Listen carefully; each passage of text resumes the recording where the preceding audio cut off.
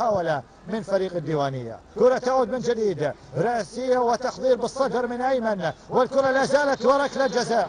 ركلة جزاء إذا يأتي الجديد في المباراة من خلال بينالتي في الدقيقة 84. حكم المباراة يشير إلى ركلة جزاء بعد تدخل من قبل لاعب فريق الديوانية، وبالتالي التهور كان حاضر في الكرة الماضية، وأيمن على التنفيذ.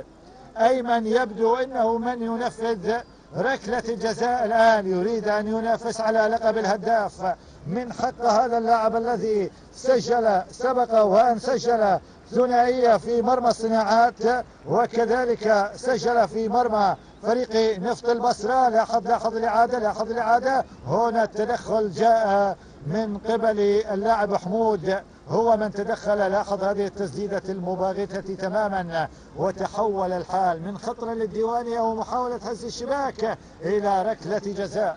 وركلة الجزاء وأيمن على التنفيذ. أيمن وبنالتي، ركلة جزاء.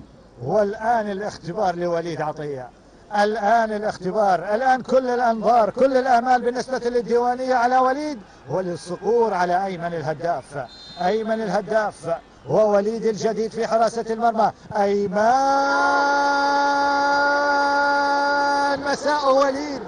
مساء وليد، هو يوم وليد بالتأكيد، حضر للمباراة بكامل التركيز، وبالتالي نجم المباراة.